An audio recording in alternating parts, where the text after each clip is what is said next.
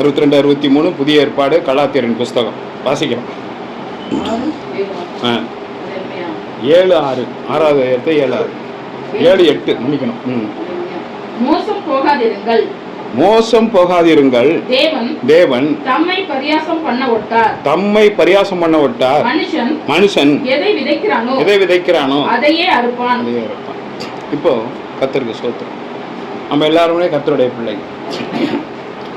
இப்போ ஆஃபீஸ் இருக்கான், அவன் போய் அவங்க ஸ்கூலில் அவனோட வேலை படிக்கிற பிள்ளைங்கள்ட்ட நான் ஏசுசாமி கும்பிடுவேன். என்னடா அவன் பேர் ஆஃபீஸ் ரயான்ருக்கு, நீ முஸ்லீம் தானடா? கும்பிடுவேன், நான் முஸ்லீம்ஸ் தான். எல்லோரும் என்னை என்ன பண்ணுவாங்க, நான் முஸ்லீம்ஸ் தான் தெரியும், ஆனால் ஏசப்பா எனக்கு பிடிக்கும், அதனால் ஏசப்பா என்ன பண்ணுவேன், கும்பிடுவேன். ஏசப்பா எனக்கு நல்லதெல்லாம் செஞ்சுருக்காங்கடா, அல்லேலூயா. அப்படி அவன் சொல்கிறான். சொல்லும்போது இந்த வார்த்தை யார் கவனிப்பான்? தேவன் கவனிப்பார். அல்லேலூயா. கர்த்தர் கவனிப்பார். அப்போது அவனுக்கு இருக்கிற விசுவாசத்தை அவர் என்ன பண்ணுறார், பார்க்கிறார். இந்த சின்ன வயசில் நான் இருக்கனா இல்லையான்னு அவனுக்கு தெரியுமா? எல்லாரும் என்னை அறிந்தே என்ன பண்ணுறாங்க, தெரியாமல் எல்லாரும் இருக்கிறாங்க. அப்புறம் நான் இந்த உலகத்தில் இருக்கிறேன், ஜீவனோடு இருக்கிறேன்னு தெரிஞ்சு என்னை ஏற்றுக்கொண்டு என்னோட ஊழியத்தை செய்து கொண்டு என்னோட சபைக்கு வந்துட்டு இன்னும் சந்தேகத்தில் இருக்கும்போது சின்ன குழந்தை அவன் விசுவாசிக்கிறான். அல்லேலூயா. ஆகாருக்கு சாரால் துரத்தி விட்டுட்டான். ஆகாரு குழந்தைய தூக்கிட்டு அழைகிறான். கொண்டு வந்த தண்ணியெல்லாம் தீந்துருச்சு. தண்ணி தீர்ந்ததும் குழந்தை பயங்கரமாக கத்துது. குழந்தைக்கு என்ன கொடுத்தா அது பசி அடங்கும்? பால் கொடுத்தா போதும். குழந்தையும் கத்துது, அம்மாவும் அழுகுறாங்க. அம்மா எதுக்கு அழுகுறாங்கன்னு ஆண்டவருக்கு தெரியும், குழந்தை எதுக்கு அழுகுதுன்னு அம்மாவுக்கு தெரியும். அவன் நினச்சிட்டா குழந்தையும் கத்துது, குழந்தைக்கு பால் கொடுத்துருக்கலாம். அவள் என்ன நினைக்கிறா, கொஞ்சம் தண்ணியை கொடுப்போம். அவளுக்கு என்ன அவ்வளோ டயர்டாக இருக்குது, இப்போ பால் கொடுத்தா அவள் மயக்கம் போட்டு என்ன பண்ணிடுவா, விழுந்துருவா. அதனால தண்ணி கொடுக்கணும் அப்படின்போது ஆண்டவர் பெரியவங்க சத்தத்தை கேட்கறது இல்லை, அந்த குழந்தையின் அழுகுறலை கேட்டார். உடனே அவருக்கு அந்த இடத்துல ஒரு நீர் ஊற்றை உண்டாக்கி அவளும் குளிச்சு அந்த குழந்தைக்கு தண்ணீர் கொடுத்து அந்த துருத்தி ஃபுல்லாக என்ன பண்ணிட்டா, தண்ணி எடுத்து கொண்டு போனால் நம்ம வேதம் சொல்லுகிறது. அது மாதிரி கர்த்தருடைய பரிசுத்த நாமத்துக்கு ஸ்தோத்திரம். வாசிக்கலாம். மோசம் போகாதிருங்கள், தேவன் தம்மை பரியாசம் பண்ண ஒட்டார். போதும். அப்படி இருக்கும்போது இப்போ ஆஃபீஸ் சொன்ன வார்த்தையை பிள்ளைங்கள்லாம் நம்புறாங்க. அப்படியாடா, உங்களுக்கு நானும் ஏசுசாமியை கும்பிட்றேன்டா, எங்கள் அப்பாவுக்கு உடம்பு சரியில்லை, நான் ஏசுசாமிகிட்ட கேட்குறேன், நான் நல்லா மார்க் எடுக்கணும், ஏசுசாமிகிட்ட கேட்குறேன். அதை டீச்சர் பார்த்துட்டு ஒரு பரியாசம் பண்ணுறாங்கன்னு வச்சுக்கோ. அதெல்லாம் கிடையாதுடா, அவங்க ஒரு ஹிந்துவாக இருக்கலாம், இல்லை ஒரு முஸ்லீம்ஸாக இருக்கலாம். அப்படி இல்லைடா, இந்த சாமி தான் பெரிய சாமி, இந்த சாமி தான் பெரிய சாமி, இல்லை அந்த சாமி. அவங்க முஸ்லீமாக இருந்தால் அவங்க சொல்லுவாங்க ஒரு சாமியை, இந்துவாக இருந்தால் அவங்க ஒரு சாமியை சொல்லுவாங்க. அப்படி எல்லாரும் சொல்லும்போது இவனுக்கு மனசு எப்படி இருக்கும், மனசு அங்கலாய்ப்பாக இருக்கும். ஐயோ டீச்சர் அடித்தாலும் அடிப்பாங்க, அப்படிலாம் சொல்லக்கூடாது. அப்படிலாம் மணிப்பூரில் பார்த்தீங்கன்னா 3 பாஸ்டர்ஸ், ஒரு அப்பாவும் மகனும் இன்னொரு பாஸ்டர். அப்பாவும் மகனையும் இயேசு கிறிஸ்து ஒளிகன்னு சொல்லு, இயேசு இல்லைன்னு சொல்ல சொல்லியிருக்காங்க. இவங்க இயேசு கிறிஸ்து ஜீவனோடு இருக்கிறான்னு சொன்னால் துப்பாக்கியில் சுட்டான். அல்லேலூயா. அப்போ இவன் சின்ன குழந்தை, மிஸ்ஸு அடிப்பாங்கன்னு சொல்லிட்டு என்ன பண்ணிடுவான், அப்படி சொல்லக்கூடாது, நீ முஸ்லீம்ஸ் தானே, அல்லான்னு சொல்கிறா, ஃபுல்லாக அல்லான்னு சொல்லுவான். அதுக்காண்டி ஆண்டவர் அவனை தண்டிப்பாரா? தண்டிக்க மாட்டார். இங்கே சொல்கிறார் ஆண்டவர், என்னை மோசம் போகாதிருங்கள், என்னை பரியாசம் பண்ண. இப்போ நம்ம சொல்லும்போது நம்மளை பார்த்தா மற்றவங்களுக்கு ஒரு அலட்சியமாக தெரியும். இவர் என்ன இயேசு கிறிஸ்துவோட பக்கத்து கூட, இவர் என்ன அல்லா வீட்டுக்கும் பக்கத்து கூட, இவரால் எல்லாம் முடியுமா? என் தேவனால் எல்லாம் கூட. அல்லேலூயா. அப்போ மோசம் போகாதிருங்கள், தேவன் தம்மை பரியாசம் பண்ண விட்ட. தம்மைனா அவரை. இப்போ நீங்கள் ஒருத்த மேல உள்ள கோபத்தை காமிக்கணுங்கிறது யாரை நீங்கள் திட்டுறீங்க? ஆண்டவரை. அப்போ சொல்றாரு, மோசம் போகாதிருங்கள், தேவன் தம்மை அவரை பரியாசம் பண்ண விட மாட்டார். பரியாசம் பண்ண விட மாட்டார். அப்ப அடுத்த வார்த்தை வாசிங்க. மனுஷன் எதை விதைக்கிறானோ அதையே அறுப்பான். அல்லேலூயா. சத்தமா சொல்லுங்க ஒரு அல்லேலூயா. அப்ப நீ அந்த குழந்தைய நீ பரியாசம் பண்ணினீன்னா ஆண்டவர் உன்னை பரியாசம் பண்ண வைப்பார். நீ அவனை கண்டிச்சு மிரட்டினா தேவன் உன்னை மிரட்டுவார். யாரை நீங்க ஆண்டவரோட பிள்ளைங்களை நீ அவமதிச்சு துக்கமா கேவலப்படுத்துனீங்கன்னா, அல்லேலூயா, உனக்கு பிடிக்கிறன்னா நீ பாட்டுக்கு அமைதியா இருந்து தேவ பிள்ளைகளையும் தேவனோடு இருக்கிற பிள்ளைகளையும் தேவ சபைக்கு போறவங்களையும் என்ன பண்ணாத, குறை சொல்லாத. சொல்றாரு, எதை விதைக்கிறானோ அதையே அறுப்பான். யோபின் புஸ்தகம் 34வது அதிகாரம் 6, 7, 8 வாசிப்போம். நியாயம் என்னிடத்தில் இருந்தும். நல்ல கவனிங்க, இதை யோபு சொல்றாரு. ஆண்டவர் சொன்னாரு அவனை உத்தமன், சன்மார்க்கன், அவனை மாதிரி இந்த உலகத்துல யாருமே இல்லைன்னு சொன்னார். இப்ப இவன் சொல்றான், அவனுக்கு என்ன இருந்துச்சான்? நியாயம் என்னிடத்தில் இருந்தும் நான் பொய்யன் என்று எண்ணப்படுகிறேன். நான் பொய் சொல்றேன்னு எல்லாம் சொல்றாங்க. மீறுதல் இல்லாதிருந்தும், என்னிடத்துல மீறுதலே கிடையாது, மீறுதல் இல்லாதிருந்தும் அன்பினால் எனக்கு உண்டான காயம் ஆறாததாக இருக்கிறது என்றும் சொன்னாரே. யார் சொன்னாரே? யார் சொல்றா? அம்பினால் உண்டா காயம் எனக்கு இருக்கு. ஆண்டவர் என்ன சொல்றாரு? இவன் பொய் பிடிச்சவன், மீறுதல்னு சொல்றாரு. எல்லாரும் பொய் சொன்னவங்க அவனோட கூட இருந்தவங்க. ஆனா இவன் மீறுதல் பண்றான்னு சொன்னது யாருங்க? ஆண்டவர். அல்லேலூயா. அப்போ நம்ம யாருன்னு யாருக்கு தெரியுங்க? ஆண்டவருக்கு தெரியும். அடுத்த வசனம். யோபை போலவே பரியாசம் பண்ணுதலை தண்ணீரை போல் குடித்து அக்கிரமக்காரரோட கூடிக்கொண்டு துன்மார்க்கரோட திரிகிறவன் யார்? போதும். அப்போ ஆண்டவர் அவனை என்னன்னு சொல்றாரு? இப்போ பரியாசம் பண்ணுவான், அக்கிரமக்காரோட சேர்ந்துக்கிட்டு பரியாசம் பண்ணுவான். இன்னொரு வார்த்தை என்ன சொல்றாரு? துன்மார்க்கன் மீண்டும் மீண்டும் துணிகரமா பாவம் செய்யறோட சேர்ந்துக்குவான். இப்ப அதுக்கு முன்னாடி அவர் என்ன சொன்னாரு? முதல் அடியில இவன் சொல்றான் என்ன இருக்கான் அவன்கிட்ட? நியாயம். அடுத்து என்ன சொல்றான்? மீறுதல் இடத்துல இல்ல. அப்ப ஆண்டவர் எதனால அவனுக்கு மீறுதல் இருந்துச்சு, எதனால அக்கிரமம் இருந்துச்சுன்னு சொல்றாரு. பரியாசம் பண்றதுல மீறுதல் இருந்துச்சு, அக்கிரமம் செய்யறதுல மீறுதல் இருந்துச்சு, துணிகரமான பாவம் செய்யறதுல. இப்படிப்பட்ட காரியத்தை நம்ம என்ன பண்ணோம்? அறிந்து மறுபடியும் தெரிஞ்சு என்ன பண்ணுவோம்? மேலே மேலே செய்துட்டு. இன்னொரு விஷயம் நம்மள்ட்ட என்ன கேட்குறீங்க? தனிமையாக இருக்கும்போது ஒரு பயம் இருக்கும். எவ்வளோ காசு, பணம், செல்வாக்கு, ஆரோக்கியம் எல்லாம் இருந்தாலும் நம்ம வீட்டில் உள்ளவங்க எல்லாரும் வெளிலேருந்து வர வரைக்கும் நம்மளுக்கு எப்படி இருக்குங்க? காலம்பரை போயிட்டு சாயங்காலம் 7 மணிக்கு தான் வராங்கன்னா 2 பயம் வரும். ஐயோ வண்டியில் புள்ள போனான்னு என்னாச்சுன்னு தெரியலையே, ஐயோ நம்ம வீட்டுக்காரவங்க பஸ்ஸில் வருவாங்களே என்னாச்சுன்னு தெரியலையே, வயசாகிடுச்சேன். டமாரும் ஒரு சவுண்டு கேட்குது, பக்கத்து வீட்டில் சொல்கிறாங்க பாம்பு போகுதுங்கன்னு. நம்மளுக்கு என்னென்ன ஒரு பயம்லாம். அதே சமயத்தில் நைட்டு ஒரு 11 மணிக்கு நம்ம வீட்டில் உள்ளவங்க எல்லாரும் அப்படியே வெளியில் உட்காந்துருக்கோம். அங்கே ஒரு பயங்கர குப்பை காடாக இருக்குது, பாம்பு பொழுதுனைக்கும் பார்க்குறேன்னு சொல்கிறாங்க. எல்லாரும் ஒரு 10 பேர் சேர் போட்டு உட்காந்து பயம் வருமா? வராது. பாம்பு வந்தால் பார்த்துக்கலாம், ஏன்னா எல்லாரும் இருக்கிறாங்க. அல்லேலூயா. அந்த மாதிரி எல்லாம் கூட்டமாக சேரும்போது என்ன நல்லா சொர்க்கமாக தூங்குறீங்க போல இருக்கு. மாத்திரை தின்னீங்களா? கர்த்தருக்கு சோத்திரம். போகும்போது சில விஷயம் சொல்லுவோம், அதை கேட்டுட்டு போகணும். சரியா? கர்த்தருக்கு சோத்திரம். அப்போ பார்த்தீங்கன்னா நம்ம என்ன பண்ணுவோம்? 10 பேர் உட்காந்துருக்கும் போது அந்த பயம் இருக்காது. நம்ம என்ன பண்ணுறோம்? அப்போது எதுக்கெல்லாம் நம்ம தெய்வத்துக்கிட்ட பயந்தோமோ அந்த பயமெல்லாம் இப்போ போயிடும். நம்மளுக்கு எல்லாரும் இருக்கிறாங்கன்னு சொல்லி வார்த்தையும் வித்தியாசமாக வரும். இன்றைக்கி நம்ம அதை தான் செய்கிறோம். ஆண்டவருக்கு பயப்படுறதே இல்லை. 4 பேர் இருந்துட்டு பரியாசம் பண்ணி சிரிக்கும் போது ஆண்டவர் எங்கே போயிடுறாருங்க? பின்னாடி போயிடுறாரு. அப்படி திரும்பி பார்த்தா இந்த பக்கம் அண்ணன், இந்த பக்கம் திரும்பி பார்த்தா மச்சான், இந்த பக்கம் திரும்பி பார்த்தா அக்கா, இந்த பக்கம் பார்த்தா தங்கச்சி, இந்த பக்கம் தான் அண்ணன் பிள்ளைங்க. அடாடாடாடா. அப்போ ஒரு தெய்வம் இருக்குன்றது நம்மளுக்கு என்ன பண்ணாதுங்க? தெரியாது.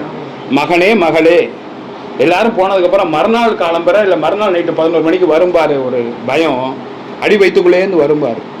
அது எப்போ வரும்? அடி வயிற்றுக்குள்ளேருந்து ஒரு உருள்ற மாதிரி ஒரு பயம் வரும்னா திடீர்னு நெஞ்சு இந்த இடத்துல எரியுதுன்னு வச்சுக்கோ. அப்போ புட்டுக்கும் பாரு, யாருமே இல்லை.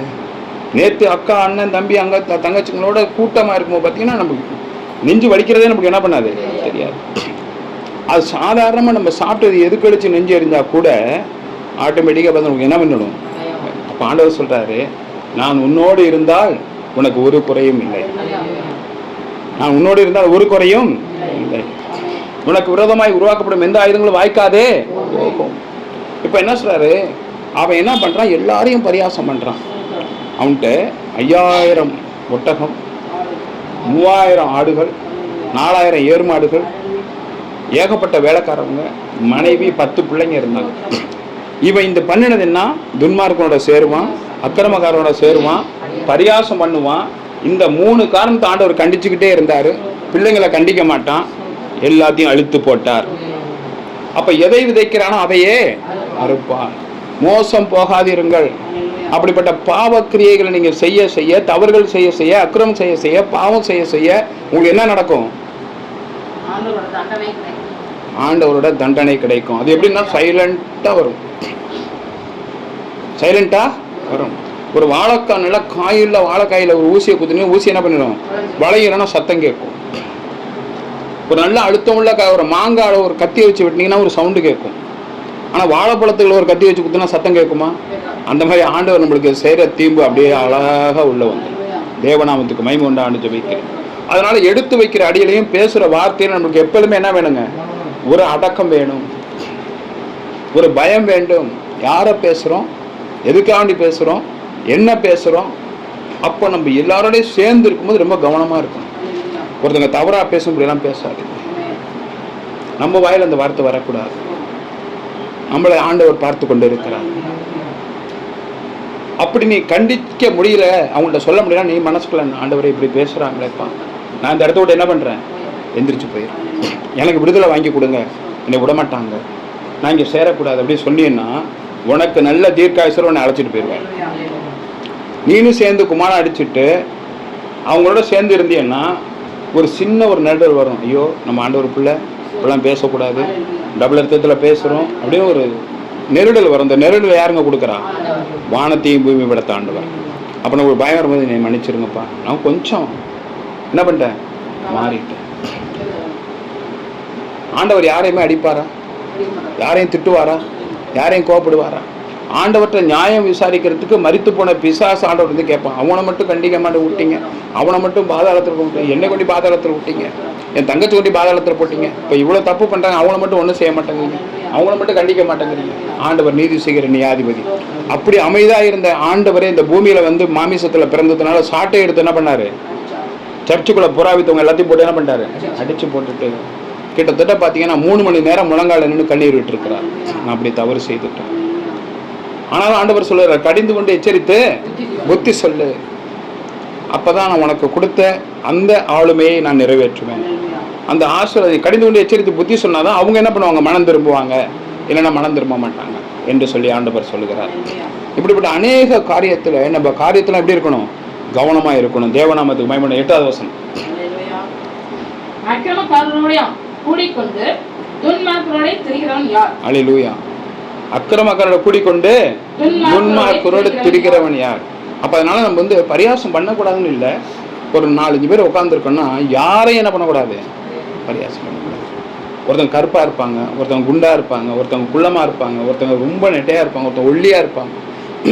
அவங்களோட சரீரத்தை குறிச்சோ, அவங்களோட படிப்பை குறிச்சோ, அவங்களோட ஏளனத்தை குறிச்சோ என்ன பண்ணக்கூடாது? குறிப்பாக தேவ பிள்ளைகளை பரியாசம் பண்ணக்கூடாது. அல்லேலூயா. தேவன் விரும்ப மாட்டார்.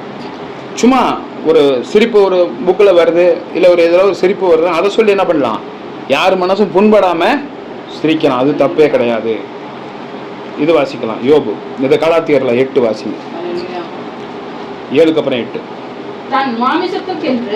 தன் மாமிசத்துக்கென்று விதைக்கிறவன் மாமிசத்தினால் அழிவை அறுப்பான். ஆவிக்கென்று விதைக்கிறவன் ஆவியினாலே அல்லேலூயா. அப்போ மாமிசத்துக்கென்று விதைக்கிறவன் தன் உலக பிரகாரமா ஆண்டவரை மறந்துட்டு சிரிச்சுக்கிட்டு சந்தோஷப்பட்டுக்கிட்டு இப்படி ஜாலியா இருக்கிறவன் என்னதான் இருப்பானா? அழிவை அறுப்பான். அழிவைனா தான் அழிவை சந்திப்பான். தான் அழிந்து போறதற்கு, இருக்கிற சொத்து அழியறதுக்கு, படிப்பு அறிவு போறதுக்கு, இருக்கிற ஆசீர்வாதம் போறதுக்கு, ஆயுசு குறையறதுக்கு என்ன பண்றான்? அவன் அழிவுக்குள்ளே போவான். மேல வாசிங்க. ஆவிக்கென்று எப்பொழுதுமே ஆண்டவரை பத்தி பேசி, ஆண்டவரை குறிச்சு பேசி, ஆண்டவரை பத்தி இருக்கிறவன் ஆவியினாலே, தேவனுடைய பரிசுத்த ஆவியினாலே இங்க இருக்கிறது மட்டும் இல்ல, பரலோகத்துக்கு போக வேண்டிய ஆசீர்வாதத்தையும் பெற்றுக்கொள்வான். கரங்களை தட்டி கர்த்தரை மகிமைப்படுத்து. யோபுவின் புஸ்தகம் 11வது அதிகாரம் 6வது வசனம் வாசிக்கலாம். உனக்கு ஞானத்தின் ரகசியங்களை வெளிப்படுத்தினால் நலமாயிருக்கும். உள்ளபடி பார்த்தால் அது ரெட்டிப்புள்ளதா இருக்கிறது.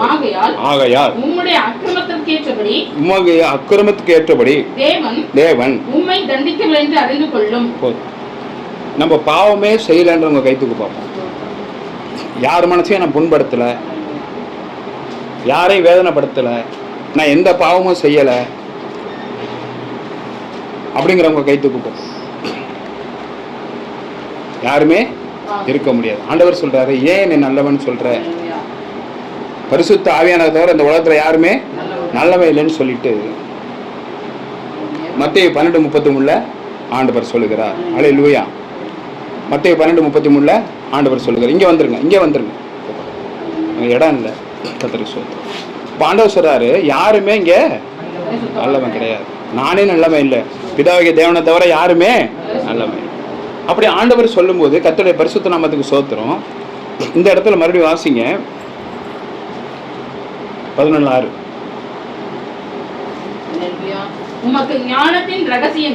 உனக்கு ஞானத்தின் ரகசியம், ஆண்டவர்கிட்ட விஸ்டம், அபிரிவிதமான ஞானம் இருக்கு. அதை தான் சாலமோன் கேட்டான், ஆண்டவரே எனக்கு ஐஸ்வர்யம் பெருசு இல்லை, இந்த மக்களை நியாயம் தீர்க்கிற ஞானத்தை கொடுங்க, 2 அத்தனையா கொடுங்க. இப்போ அவர் கேட்டாரு, ஐஸ்வர்யத்தை கேட்காம ஞானத்தை கேட்கணும், ஐஸ்வர்யத்தை உனக்கு எப்படி தரேன்? 2 அத்தனையா தரேன். நீங்க உண்மையிலே சொல்றேன், நம்ம முட்டாளா இருக்கிறோன்னா ஆண்டவர்கிட்ட கேளு, ஆண்டவரே உங்க ஞானத்தை கொடுங்க, டபுள் பங்கா கொடுங்க, உங்க அறிவை எனக்கு 2 பங்கா கொடுங்கன்னு கேட்டுப்பாரு. நீ 10வது கூட படிச்சிருந்தாலும் சரி, டிகிரி படிச்சவனை தாண்டி தேவன் ஞானத்தை கொடுப்பான். கர்த்தருக்கு ஸ்தோத்திரம்னு ஜெபிக்கிறேன். அழகா இங்கிலீஷ் பேச வைப்பாரு. ஆச்சரியமா இருக்கு. மற்றவங்க பார்க்கும்போது என்னடா இப்படி பேசுறான், என்னடா இவங்க அழகா எல்லாம் அறிவு ஞானமா பேசுறாங்கன்னா கர்த்தர் கொடுப்பார். அல்லேலூயா. அப்படியே இருக்கட்டும். இந்த பக்கம் யாக்கோபு 1வது அதிகாரம் 5வது வசனம் வாசிக்கலாம். உங்களில் ஒருவன் ஞானத்தில் அறிவில் குறைவுள்ளவனாய் இருந்தால் யாவருக்கும் அதிகமாய் கொடுக்கிறவரும் ஒருவரையும் கோபப்பட்டு திட்டாதவருமாகிய கரங்கத்திற்கு கர்த்தரை மகிமைப்படுத்தலாமா? யார்கிட்ட கேட்கணுமா? நம்ம கேட்க மாட்டோம். நான் படிச்சிருக்கேன், எனக்கெல்லாம் நிறைய இருக்கு, எனக்கு ஏராளமா இருக்கு. நீதிமொழிகள் 2:6 வாசிக்கலாம். அப்படியே அந்த பக்கத்தெல்லாம் வச்சுக்கணும். கர்த்தர் ஞானத்தை தருகிறார். என்ன தராரா? கர்த்தர் ஞானத்தை தருகிறார். அவர் வாயினின்று புத்தியும் வரும். யாருக்கிட்டங்க இப்ப இங்க உட்கார்ந்து இருக்கவங்க யார்கிட்ட ஆண்டவர் நேரா பேசினாரு? அப்படி பேசியிருக்காரா? பேசல. இப்ப அறிவும் புத்தியும் வருன்றால எங்க போய் தேடுறது? இதுல இருக்கு அறிவும் புத்தி. எதுல இருக்கு? பைபிள்ல இருக்கு. அல்லேலூயா. கர்த்தர் ஞானத்தை தருகிறார், வாயிலிருந்து அறிவும் புத்தி. அவர் வாயிலிருந்து வசனம் எல்லாம் நம்மளுக்கு என்ன தருது? அறிவையும் புத்தியும் தருகிறது. தேவநாமத்துக்கு மகிமை உண்டாதா என்று ஜெபிக்கிறேன். இப்போ 11வது, உனக்கு ஞானத்தின் ரகசியங்களை வெளிப்படுத்தினால் நலமாய் இருக்கும். அப்போ உனக்கு ஞானம்னா என்ன? யாருக்கிட்ட என்ன பேசணும்? சின்ன பிள்ளைகிட்ட என்ன பேசணும்? நம்ம வயசு ஒத்தவங்கள்ட்ட என்ன பேசணும்? கர்த்தரோட பிள்ளைங்கள்ட்ட என்ன பேசணும்? நம்ம ஆம்பளைங்களா இருந்தா என்ன பேசணும்? பெண்களோட இருந்தா என்ன பேசணும்? நம்மளோட வயசு கூடவங்கள்ட்ட என்ன பேசணும்? பெத்த பிள்ளைங்கள்ட்ட என்ன பேசணும்? பிரத்தியார்ட்ட என்ன பேசணும்? வேலை செய்யற இடத்துல என்ன பேசணும்? ஞானத்தின் ரகசியங்களை வெளிப்படுத்தினால் உமக்கு நலமாய் இருக்கும். வாசிக்கலாம் யோபு. உமக்கு ஞானத்தின் ரகசியங்களை வெளிப்படுத்தினால் நலமாய் இருக்கும். உள்ளபடி பார்த்தால், உள்ளபடி உண்மையை கண்டறிந்தால் அது ரெட்டிப்புள்ளதாய் இருக்கிறது. அது என்ன வேணுமா? உனக்கு ஞானமே இல்லாதனால எவ்வளவு 2 அத்தனையா உனக்கு இப்ப ஞானம் தேவையா இருக்கு. அல்லேலூயா. இத்தனை பேர்கிட்ட எப்படி பேசணும்னு நீ கற்றுக்கொள்ள வேண்டும். உள்ளபடி பார்த்தால் அது ரெட்டிப்புள்ளதா இருக்கிறது. ஆகையால் உம்முடைய அக்கிரமத்துக்கு ஏற்றபடி, நல்லா கவனிங்க, இந்த இடத்துல உம்முடைய நியாயத்துக்கு ஏற்றபடி, உன் அன்புக்கு ஏற்றபடி சொல்லலாங்க. உம்முடைய அக்கிரமத்துக்கு ஏற்றபடி தேவன் உம்மை தண்டிக்கவில்லை என்று அறிந்து கொள்ளும். இப்ப நம்ம எல்லாம் என்ன நினைச்சுக்கிட்டு, நான் கரெக்டா இருக்கிறேன், I am always perfect because I am a gentleman. நான் கரெக்டாக இருக்கிறேங்க, ஆகையால் நான் ரொம்ப ஒரு நீதிமான் அப்படின்னு உங்களுக்கு தெரியுமா? பயம். ஐயோ, அனீஷை கரெக்டாக பேசணுமா, கொஞ்சம் கூட திட்டோமோ, அனீஷோட சுயத்தை கை வச்சோமா? சுயம்னா என்ன? செல்ஃப் ரெஸ்பெக்ட், சுயமரியாதை. செல்ஃப் கான்ஃபிடன்ஸ்னா தன்னம்பிக்கை, செல்ஃப் ரெஸ்பெக்ட்னா சுயமரியாதை. நம்ம கை வச்சிட்டோமா? அனீஷ் ரொம்ப வேதனைப்படுத்திட்டோமா? அனீஷ் குறித்து தப்பாக பேசிட்டோமா? அப்பாட்ட பேச தெரியாது தேவை பேசிட்டோமா? அதை நம்ம பேசுனதுக்கப்புறம் என்ன பண்ணக்கூடாதுங்க? யோசிக்க. அல்லேலூயா. பேசுறதுக்கு முன்னாடி யோசிக்கணும், கேட்கக்கூடாது. எத்தனை வாட்டி ஆண்டவர் மன்னிப்பார்? ஆண்டவர் சொல்லியிருக்கிறாரு, வேதத்தை அறிஞ்சவங்க, ரகசியத்தை கற்றுக்கொண்டவங்க பேசுறது என்ன பண்ணக்கூடாது, மன்னிப்புங்கிற வார்த்தைக்கு இடமே கிடையாது. பேசுறதுக்கு முன்னாடி யோசிக்கணும், ரொம்ப ஜாக்கிரதையாக பேசணும். இப்போ அட்லீஸ்ட் என்ன பேசணும் அதை மீறி பேசணும். ஆண்டவர் அதை ஏற்றுக்கொள்ள மாட்டார். ஆண்டவர் அதை ஏற்றுக்கொள்ள மாட்டார்.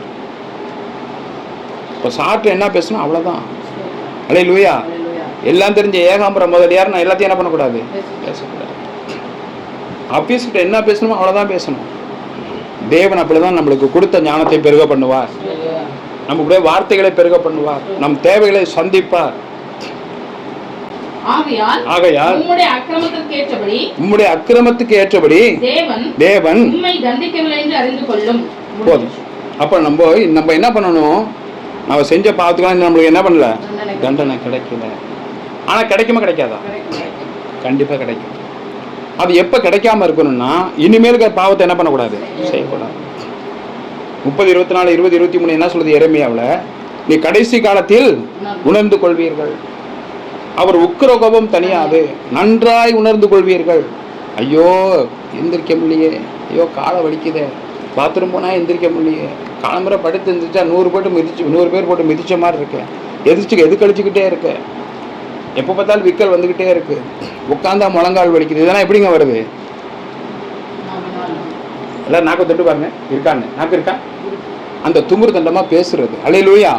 என்ன வருதுன்னு பேசுறது, யாரை வேணாலும் பேசுறது, எதுக்கு வேணாலும் பேசுறது. ஜாக்கிரதை. யாக்கோபு 1:17 வாசிங்க.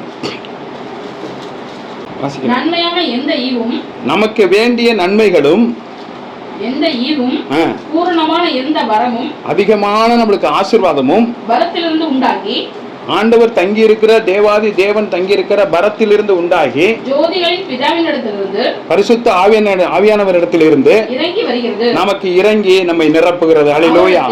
அவ்விடத்தில் யாதொரு மாறுதலும் யாதொரு வேற்றுமையின் நிழலும் இல்லை. அல்லேலூயா. இவங்களுக்கு கொடுக்கணும், இவங்களுக்கு கொடுக்க கூடாது, இவங்களை ஆசீர்வதிக்கணும், ஆசீர்வதிக்கூடாது ஆண்டவர்கிட்ட இல்லவே இல்லை. அப்ப ஆண்டவர் வரைக்கும் நம்ம தண்டிக்காம இருக்கிறோம், நம்ம பேசுற வார்த்தையில இருக்கிறார். நம்மளை தண்டிக்காம தொடாம இருக்கிறோன்னு பேசுற வார்த்தையில தண்டிக்க கூடாது, தொடக்கூடாதுன்னு இருக்கிறாருன்னா, எல்லாரும் பாவம் செய்யறோம், எல்லாரும் பாவம் செய்யறோம், பாவம் செஞ்சுக்கிட்டும் இருக்கிறோம், எல்லாரும் பாவம் செய்யறோம், பாவம் செஞ்சுக்கிட்டு இருக்கிறோம். ஹல்லேலூயா. எல்லாரும் பாவம் செய்யறோம், செஞ்சுக்கிட்டு இருக்கிறோம். ஆனால் கூட யாராச்சும் ஆண்டவர் தண்டிக்கிறாரா? தண்டிக்கிறார். ஆனா நான் என்ன சொல்றேன், நம்மளுக்கு கொடுத்துருக்கிற ஆயுசு வரைக்கும். ஆனா இங்க வந்திருக்கிற பிள்ளைகளுக்கு இன்னைக்கு நான் எழுதி தரேன், 80 வயசுக்கு கீழே ஆயுசு குறையவே. அப்போ 80 வயசு தானே அப்படின்னு நினைக்காதீங்க, அதுக்கு மேலே ஆயுசை கொடுப்பார். 80 வயசு ஒரு நல்ல வயசு தானே, 80 வயசு வரைக்கும் இருந்தால் போதும் நம்ம நினைக்கலாம் இல்லையா? அப்போ 80 வயசு வரைக்கும் நல்ல ஆரோக்கியத்தையும் பலனையும் சம்பாத்தியத்தையும், இன்னைக்கு எப்படி நடந்து ஓடுறியோ அதே மாதிரி பலனையும் ஆரோக்கியத்தையும் கொடுப்பார். இன்னைக்கு பார்த்தீங்கன்னா தனராணியோட அம்மாவுக்கு 96 வயசு ஆகுது. இருந்தாலும் அவங்களால இப்போ என்ன பண்ண முடியல, நடக்க முடியல, எழ முடியல. ஆனால் தேவன் நம்ம அப்படி இல்லை, நம்ம யாரையும் பரியாசம் பண்ண விட்டார், நம்ம யாருக்கும் தொல்லை கொடுக்க விட மாட்டார். இன்னைக்கு 90 வயசு கேட்டால் 90 வயசு கொடுப்பாருங்க, அது வரைக்கும் நடக்க வைப்பார். இப்போ நான் 1 நிமிஷம் டைம் தரேன், உங்களுக்கு எத்தனை வயசு வேணா ஆண்டவர்கிட்ட கேளுங்க, இன்றைக்கு தேவன் தருவார். கண்களை மூடலாம் எல்லாரும். ஆயுசு என்னடா இப்படி சொல்றாரு கூட, கண்டிப்பா இன்னைக்கு கொடுப்பார். எத்தனை வயசுக்கு எத்தனை வயசு கொடுப்பார், அது வரைக்கும் உன்னை நடக்க வைப்பார், சம்பாதிக்க வைப்பார், நல்ல ஆரோக்கியத்தோடு சாப்பிட வைப்பார். கண்களை மூடி கேட்கலாமா? நிச்சயமா கேளுங்க, ஆண்டவர் இன்றைக்கு கொடுப்பார். எனக்கு ஆண்டவரே இந்த வயசை நீங்க கொடுங்க, உமக்கு பிரியமா இருப்பேன், உனக்கு பிரயோஜனமானதை செய்வேன் ஆண்டவரே, நிச்சயமா நான் செய்வேன், பிரியமா இருப்பேன்ப்பா, எனக்கு இந்த ஆயுசை கொடுங்க. ஏன்னா எங்கள் அம்மாவை நான் பார்த்துக்கணும், என் பிள்ளையை நான் பார்த்துக்கணும், என் கணவனை நான் பார்த்துக்கணும். மூடி கேள்ற ஆண்டவர்கிட்ட. கர்த்தர் நாமத்துக்கு ஸ்தோத்திரம் ஜெபிக்கிறேன். ஆண்டவரே, வானத்திற்கும் பூமிக்கும் சர்வ அதிகாரம் படைத்தவரே, வந்திருக்கிற பிள்ளைகள் யாவரும் அப்பா, யாருமே மறிக்கணும்னு நினைக்க மாட்டாங்க.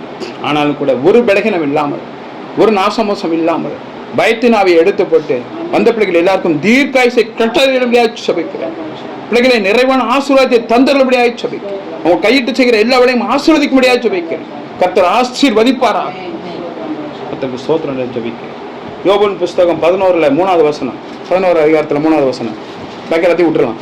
உம்முடைய வீம்பு வார்த்தைகளுக்கு மனுஷன் மௌனமா இருப்பார்களோ? நீர் பரியாசம் பண்ணும்போது ஒருவரும் அல்லேலூயா. உம்முடைய வீம்பு வார்த்தைகளுக்கு என்ன சொல்லியிருக்கு? மனுஷர் மௌனமா இருப்பார்களோ? போதும். இப்போ நான் வீம்பு சில பேர் பார்த்தீங்கன்னா பிடிவாதம் பிடிப்பாங்க, எனக்கு வேணாம், நான் தொடமாட்டேன், அவங்களோட நான் பேச மாட்டேன். அப்போ எதிரில் இருக்கிறவங்களுக்கு எவ்வளோ ஒரு வருத்தமாக இருக்கும். நம்ம ஒன்றுமே செய்யலையே, அவங்க இப்படி பிடிவாதம் பிடிக்கிறாங்க, இப்படி கோவப்படுறாங்களே, இவங்க ஏன்னா இந்த மாதிரி இருக்கிறாங்க, அவங்க தானே தப்பு பண்ணாங்க, நம்ம ஒரு தப்பும் பண்ணலையே அப்படின்னு சொல்லும்போது உங்களுடைய வீம்பு வார்த்தைகளுக்கு மனுஷர் மௌனமா இருப்பார்களோ. நீர் நல்லா கவனிக்கணும், நீர் பரியாசம் பண்ணும்போது ஒருவரும் அல்லேலூயா. இப்ப நம்ம மட்டும் அடுத்தவங்களை பரியாசம் பண்ணி நக்கல் பண்ணி சிரிக்கலாம், ஆனா அடுத்தவங்க நம்மளை சொல்லிட்டா கோவம் வரும். ஆண்டவர் சொல்றாரு, நீ பரியாசம் பண்ண அவங்க பரியாசம் பண்ணுவாங்க, நீ திட்டினா அவங்க திட்டுவாங்க. ஆரம்பத்தில் நம்ம ஒரு வசனம் படிச்சோம், என்ன படிச்சோம்? எதை விதைக்கிறீர்களோ அதையே அறுப்பீர்கள்.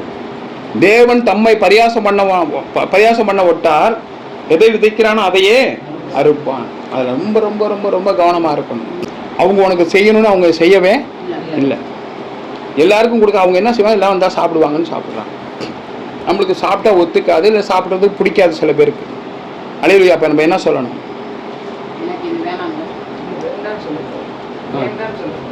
கொஞ்சமாக கொடுங்கன்னு கேட்கணுமா? சரி, ரைட்டு. வேற என்னன்னு சொல்றாரு சொல்லுங்க, எனக்கு தெரியல.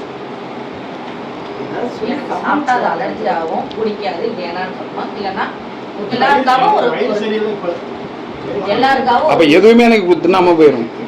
எல்லாம் தின்னுட்டு இருப்பாங்க, நம்ம வயிற்றுச்சலா இருக்கும், எல்லாம் திங்க நம்ம வயிறு சரின்னு சொல்லிட்டேன் மேடம்.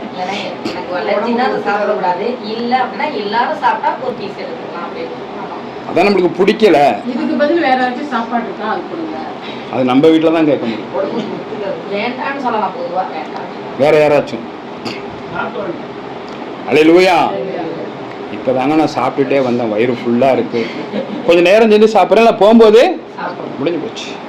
போகும்போது பேசிட்டு நம்ம என்ன பண்ணிடலாம், அதுக்கு முன்னாடி அவங்க எடுத்துகிட்டு போயிடுவாங்க, உள்ள வச்சுட்டு என்ன பண்ணிடுவாங்க, எடுத்துகிட்டு போயிடுவாங்க. நம்ம என்ன பண்ணிடலாம், ஒரே வார்த்தை, இப்போ தாங்க சாப்பிட்டு வரேன், வயிறு ஃபுல்லாக இருக்கு, நான் போகும்போது வேணால் சாப்பிட்டுக்கிறேன் சொல்லிட்டு நம்ம ப்ரைஸ் லார்ட் சொல்லிட்டு வந்துக்கிட்டே இருக்கலாம். அப்போ ஆண்டவர் சொல்றாரு, வீம்பு வார்த்தைகளுக்கு மனுஷர் மௌனமாய் இருப்பார்களோ போதும். இது தெரியாத வீட்டில் போய் நம்ம எப்படி சொல்லலாம். சில வீட்டில் அங்கே சாப்பிடவே கூடாது, அவங்க வீட்டுக்கு போகவே கூடாது, போனால் 10 நிமிஷம் தான் இருக்கணும். 10 பேர் உட்காந்துருக்க, ஒருத்தரை குற்றப்படுத்தி என்ன பண்ணக்கூடாது. அவங்க சொன்னா கூட நம்ம பாக்கி 9 பேரும், ஒருத்தர் சொல்றாங்க 10 பேர் இருக்கும், ஒருத்தவங்க பற்றி ஒருத்தர் சொன்னாலும் பாக்கி 8 பேர் என்ன பண்ணக்கூடாது, சிரிக்கக்கூடாது. அவங்க மனசு புண்படும், அதை தேவன் விரும்புறதே இல்லை. அப்புறம் சொல்லிட்டாங்கன்னு சொல்லிட்டு நம்ம என்ன பண்ணக்கூடாது, சிரிக்கவே கூடாது. தனியாக கூட்டவங்கள என்ன அப்படி சொல்லிட்டீங்க, எல்லாரும் உட்காந்துருக்காங்க, அவர் போய் இப்படி சொல்லிட்டீங்க, மனசு சங்கடப்படுவார் அப்படின்னு என்ன பண்ணக்கூடாது, சொல்லக்கூடாது. அல்லேலூயா. கர்த்தருக்கு ஸ்தோத்திரம். 11வது வசனம் பாஸ்தாச்சா பாசி. மனுஷனுடைய மாயத்தை அவர் அறிவார். அல்லேலூயா. நம்மள என்ன அக்கிரமத்தை அவர் கண்டும் அதை கவனியாதிருப்பாரோ. நம்ம என்ன பண்றோம், எல்லாத்துலயும் என்ன பண்ணிடுவோம், நடிக்கிறோம். மனசுக்குள்ள என்ன பண்றோம், அவளை போவிட்டு என்ன பண்றோம், திட்டுறோம், மனசுக்குள்ள வேதனைப்படுத்துறோம். ஆனா ஆண்டவர் சொல்றாரு, இங்க வாசிங்க, மனுஷனுடைய மாயத்தை அவர் அறிவார். மனுஷன் மாயனா அப்படியே மாயஜாலமா மாயமானமா நடிக்கிறது அவர் அறிவார்.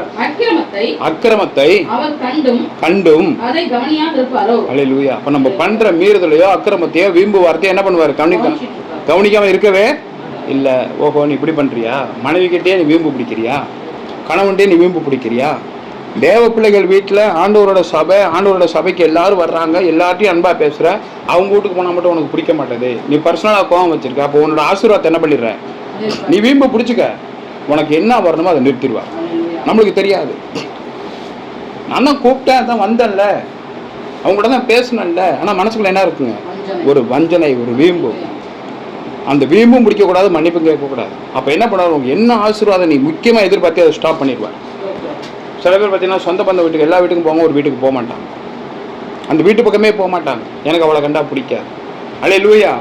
அதனால நான் பேச சொல்லலை, நீங்கள் அங்கே போகாட்டினா உங்களை பிடிக்காதுன்னு என்ன பண்ணக்கூடாது, சொல்லக்கூடாது. அல்லேலூயா. சில பேர் அக்கா தங்கச்சி வீட்டுக்கே போக மாட்டாங்க, சில பேர் அண்ணன் தம்பி வீட்டுக்கே போக மாட்டாங்க, யாருக்கிட்டே யாரும் பேச மாட்டாங்க. அங்கே வரும்போது இந்த பக்கம் சந்தில் பூந்து போயிடுவாங்க. கர்த்தருக்கு ஸ்தோத்திரம் உண்டாரு. அப்படி நம்ம என்ன பண்ணக்கூடாது, இருக்கவே கூடாது. நீ எங்கேயாச்சும் கீழே விழுந்துட்ட, இல்லை தடுமாறி விழுந்துட்ட, எங்கேயாச்சும் ஒரு மயக்கம் வந்துருச்சுன்னா அவங்க தான் வந்து என்ன பண்ணுவாங்க, உன்னை தூக்குவாங்க. ஒருத்தவங்க பார்க்குறாங்க, உன் தங்கச்சி அங்கே விழுந்துருச்சுன்னா ஓடி வருவாங்க பாரு. அல்லேலூயா. அது நம்மளுக்கு தெரியும். ஆனால் அவங்கள பார்த்தா நம்ம திரும்பிட்டு போவோம். கர்த்தருக்கு ஸ்தோத்திரம் ஜெபிக்கிறேன். 2வது 4வது வசனம்.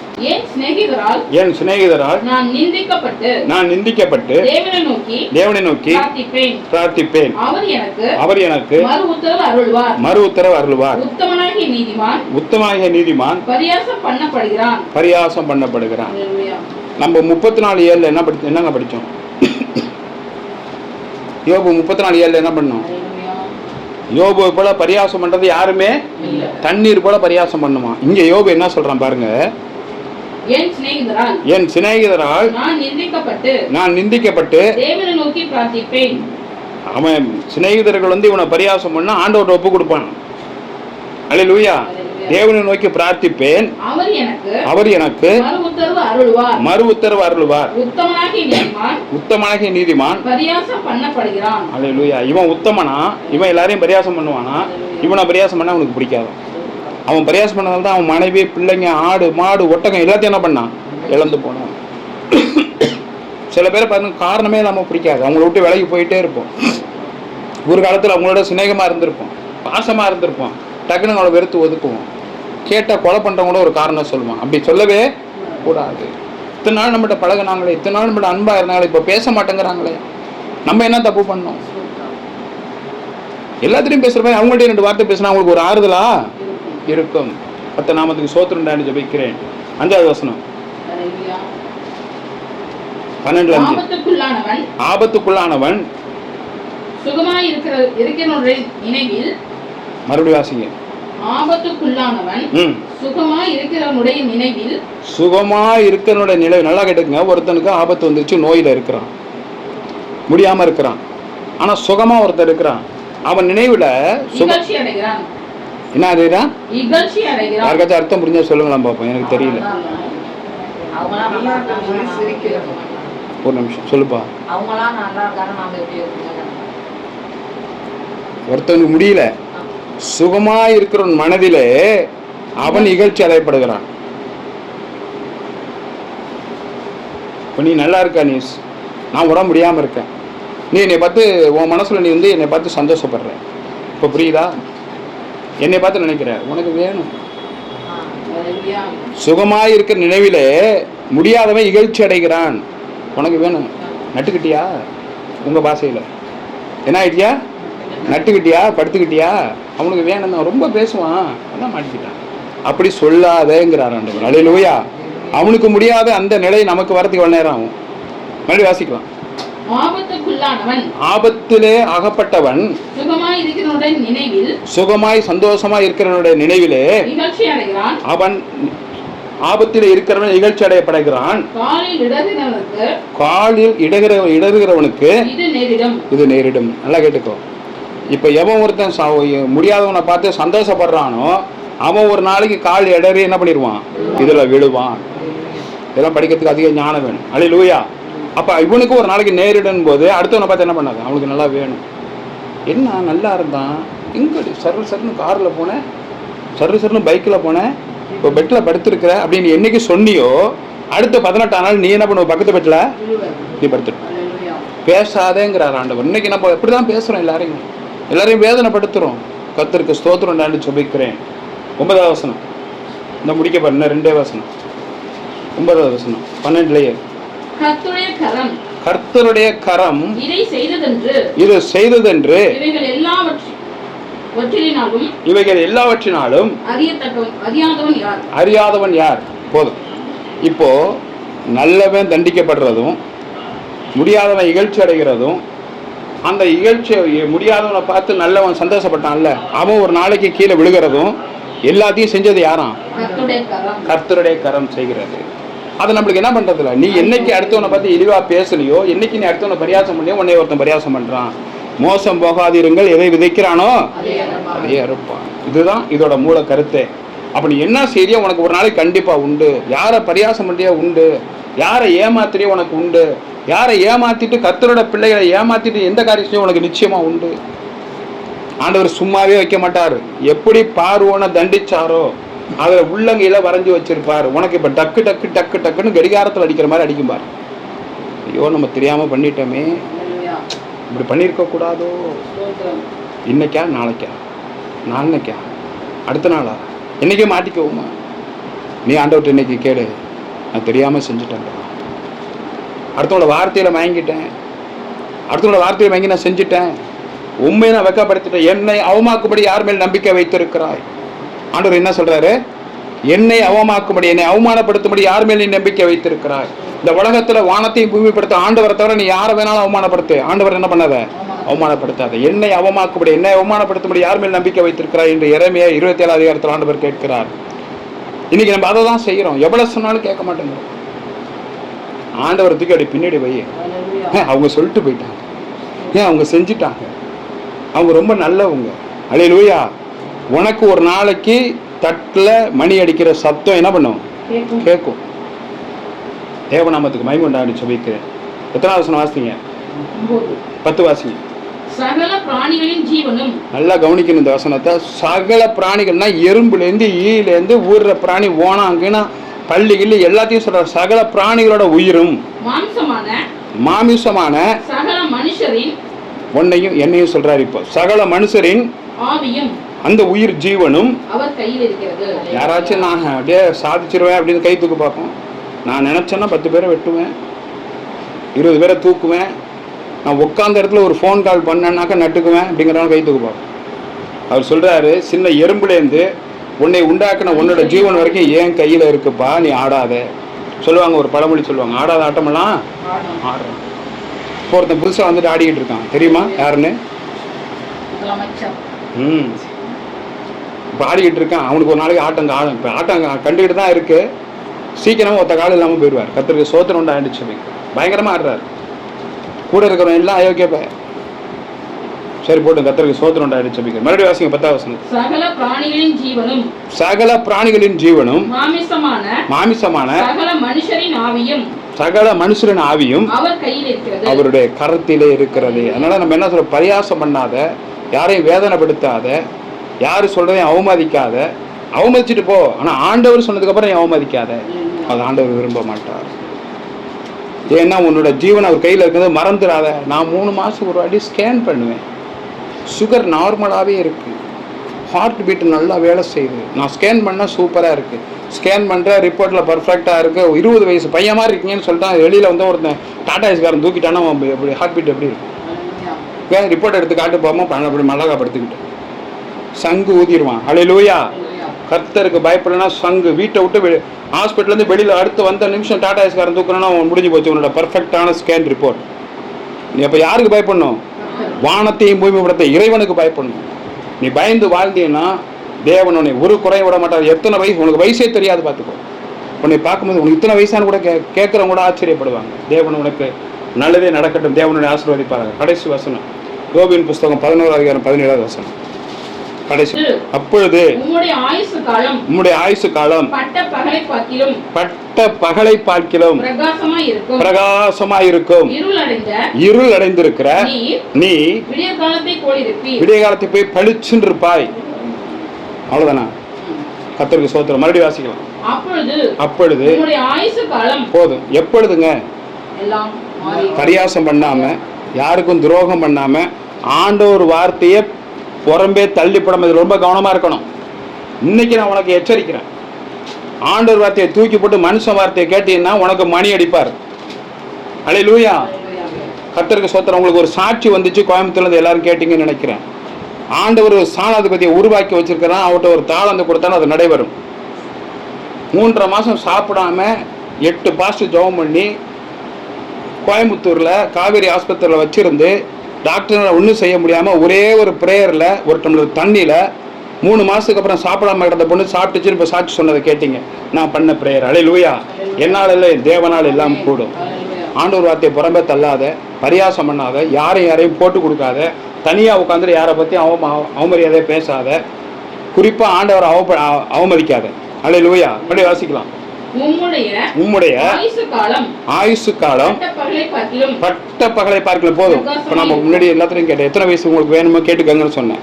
பாண்டவர் சொல்றாரு, இருள் அடைஞ்சிருக்காத உன் ஆயுசு பட்ட பகலை போல வெளிச்சமா இருக்கும். அல்லேலூயா. பட்ட பகல் மாதிரி இருந்தால் நமக்கு எதையும் பயம் வருமா? ஒரு பயமும் வராது. தேவன் இன்னைக்கு நிரம்ப ஆயுசை தந்திருக்கிறார். உங்கள் யாவரையும் ஆசீர்வதித்திருக்கிறார். எல்லாம் எழுந்து நிற்கலாமா? தேவநாமத்துக்கு மகிமை உண்டாவதாக என்று சொல்லியிருக்கிறேன். அல்லேலூயா, அல்லேலூயா. குதிரை இத்தனை நாளுக்கு ஆயத்தமாக்கப்படும். ஜெயமோ கர்த்தரோட கர்த்தர் தாமே உங்களை ஆசீர்வதிப்பார். கர்த்தராகிய இயேசு கிறிஸ்துவின் கிருபையும் பிதாவாகிய தேவனுடைய அன்பும் பரிசுத்த ஆவியானவர் அந்நியக்கும் சிநேகம் அனைவரோடும் இன்று முடிவு பரியந்தம் உங்களோடும் உங்கள் குடும்பத்தோடு உங்கள் பிள்ளைகளோடும் இருப்பாராக என்று எல்லாம் உள்ள இயேசுவின் நாமத்தில் உங்களை ஆசீர்வதிக்கிறேன். கர்த்தர் உங்கள் பிள்ளைகளை வர்த்திக்க செய்வாராக. கையிட்டு செய்கிற எல்லா வேலையும் ஆசீர்வதிப்பாராக. நீங்க செய்கிற எல்லா தொழிலிலும் உங்களை முன்னேற்றம் அடைய செய்வாராக என்று ஆசீர்வதிக்கிறேன். இயேசுவின் மூலம் ஜெபம் கேளு நல்ல பிதாவே. ஆமேன், ஆமேன், ஆமேன்.